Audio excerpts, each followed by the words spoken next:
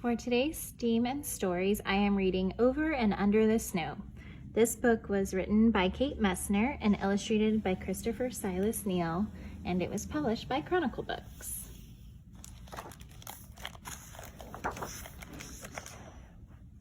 Over and Under the Snow.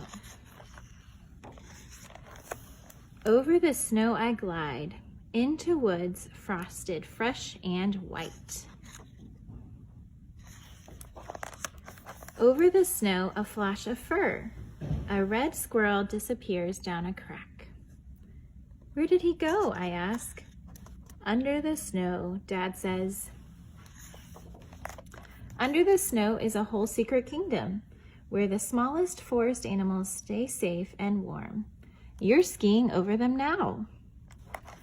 What animals are under the snow? See a squirrel and a chipmunk, and there's a little mouse. Over the snow I glide, past beech trees rattling leftover leaves and strong, silent pines that stretch to the sky.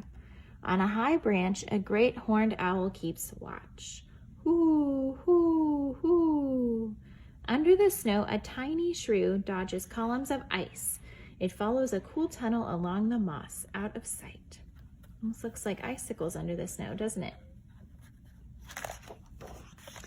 Look, Dad says. Tracks. Tracks always tell a story. Over the snow, a deer has crossed our path. Deep hoof prints punch through the crust.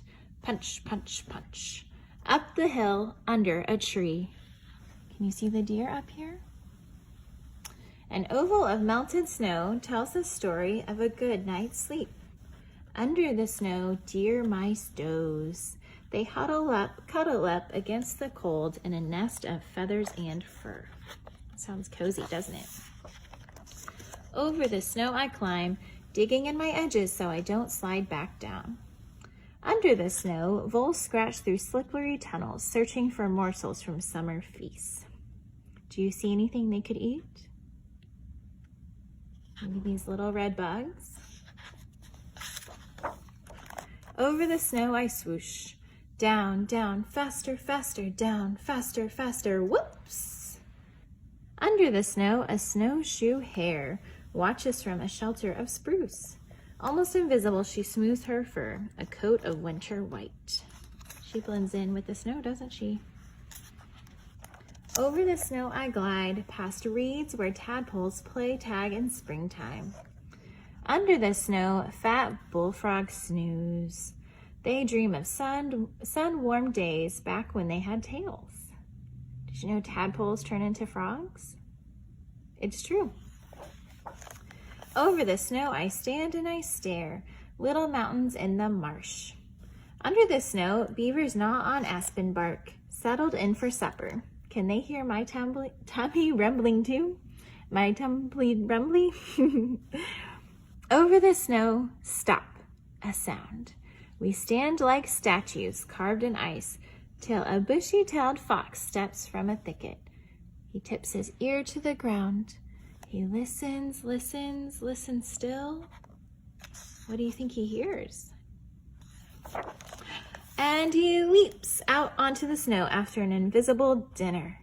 His paws scratch away to find the mouse he heard, scritch, scritch, scratching along underneath, under the snow. Over the snow I glide, a full moon lights my path to supper. Under the snow, a chipmunk wakes for a meal. Bedroom, kitchen, hallway, his house under my feet. See how full his cheeks look with all of those nuts he's eating? Over the snow, I climb one last hill. Bonfire smoke rises. Warm hands, hot cocoa, hot dogs sizzling on pointed sticks. Under the snow, a black bear snores.